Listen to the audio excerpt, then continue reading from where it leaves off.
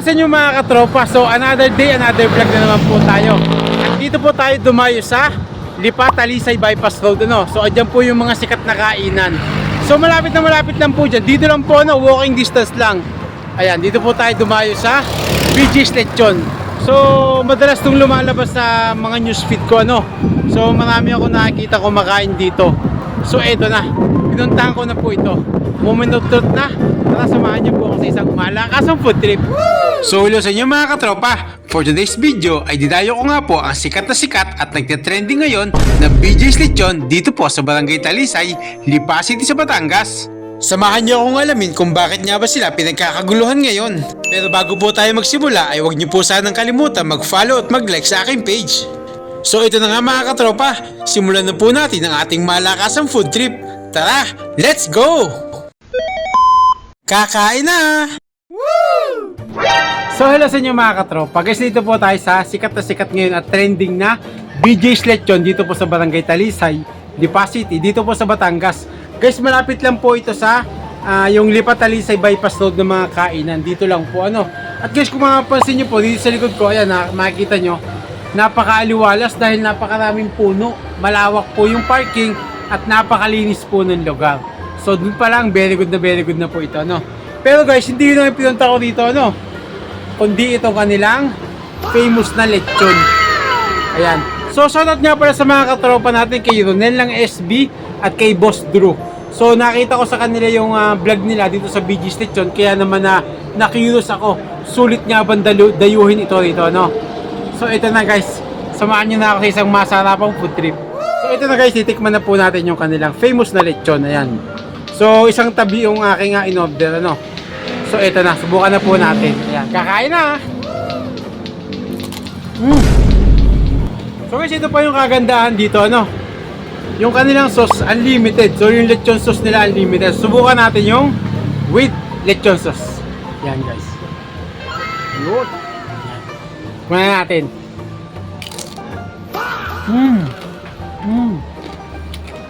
Grabe guys, napakasarap. Guys, oh. So yun nga guys, totoo nga pala ang balita. Napakasarap po ng lechon dito, no. Napakalambot po ng laman at saka yung taba. Tapos sobrang crispy. Nung balat, grabe, isa sa pinakamasarap tikman kong lechon, ano. So talagang recommended ko pala ito sa inyo, no. Grabe guys, ang sarap.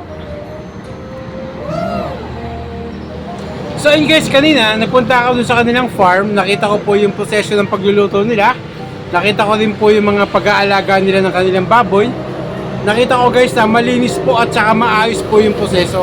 Matagal po nilang niluluto yung lechon nila, kaya naman na hanggang loob lutong-luto po talaga, ano. Tsaka guys, yung ginagamit nilang baboy, nakita ko meron silang mga native na baboy, yung mga brown at saka yung mga black. So, at saka nakita ko yung pagkain na pinapakain nila ng organic na mga pagkain. So kaya pala ganito yung lasa, ang sarap. So ito pa, isa pa sa mga best seller nila guys, yung kanila pong dinuguan. So isa sa mga favorite kong pagkain. So kaya in-order ko na rin, ano. Tikman po natin. Ayan guys.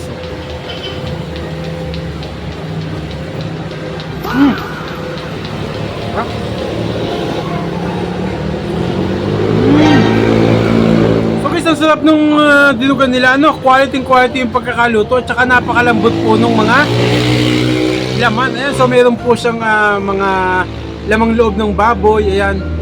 So ang dami ito guys. Ang sarap guys yung pagkakaluto, no. Hindi siya malansa. Ang sarap guys. Tamang-tama to sa kanin. So speaking of kanin, yan, umorder din ako ng kanin, ano. So subukan natin yung kanilang dinuguan. Ayan. Tikman natin.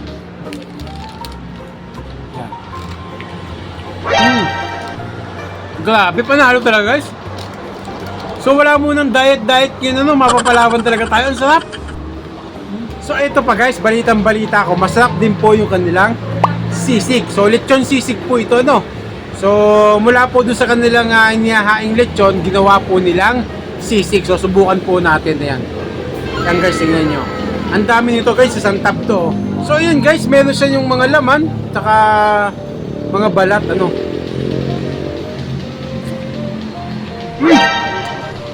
Ang sarap din yung sauce na nilagay nila dito. Ano kaya to? Grabe guys, pinagsamang crispy at saka malambot. Grabe. So crispy yung balat, tapos napakalambot ng laman, napakalasa din ng sauce nila na ginamit dito. Ito parang mayo, tapos meron siyang mga, ayan, meron siya ng mga green na sili, no? So tamang-tama. Ito panalo guys, ha? So guys, again, located po sila dito sa Barangay Talisay, ano? Lipa City, Batangas. Malapit po sila doon sa bypass road, yung maraming kainan. Dito lang po sa may side na ito, ano? So open po sila every Wednesday to Sunday. Open po sila ng 11 o'clock ng umaga hanggang 9 o'clock. Pero minsan guys, nauubos po ito ng umaga kasi dumating ako ay lunchtime, halos paubos na. Ang daming kumakain kanina, no? So medyo nag-intay pa ako para makapag-vlog dahil ang daming tao. So shoutout doon sa kumakain kanina, no? So grabe guys, isa na talaga to sa pinakamasarap na lechon sisig na tikman ko. Grabe. So ito guys, itikman po natin yung isa pa nilang sikat na menu. Ito po, lechon paksiw. Ang grabe guys, oh.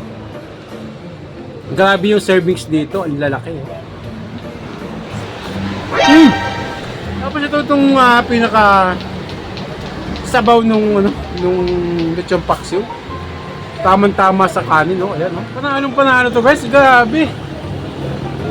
So ayun mga katropa, kung gusto niyo pong matikman ito kanilang famous na lechon na napaka-crispy at napakasarap at hindi po kayo makaalis ng bahay, maaari po kayo magpa-deliver, mag-message lamang po kayo dito po sa kanilang Facebook page at sa number na lumalabas po sa inyong mga screen. So ayun guys, additional info lang po, ano? So nagki-cater din po sila sa kahit na anong events at tumatanggap po sila ng mga paluto. So again guys, mag-message lang po kayo dito po sa kanilang Facebook page, ano? At guys, kailangan masubukan nyo to. Napakasarap, napaka-crispy, ano? Panalo po ito. So yun guys, napansin ko, ano? Isa po ito doon sa pinakamurang lechon na nakita ko dito sa Batangas, ano? Lalo-lalo na po dito sa Lipa City. Ang 1 kilo po nito, sa ngayon po ay 950. At yung ganito pong karami, half kilo ay 500 pesos lang. So napansin ko doon sa iba ko kasi mga nakainan, mas mahal kaysa po dito, ano? Pero ito guys, mas mura, mas quality pa. Tapos guys, kagandahan pa rito, bukod po sa along the highway na, ano, madaling makita, may parking area at napakaliwalas, napakaraming puno. So hindi lang yung pagkain yung pupuntahan nyo dito, no, pati yung lugar, ano.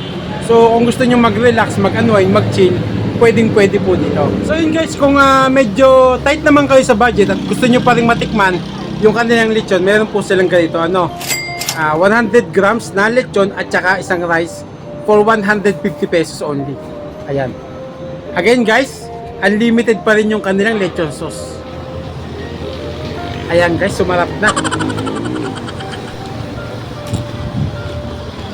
Panalo talaga guys.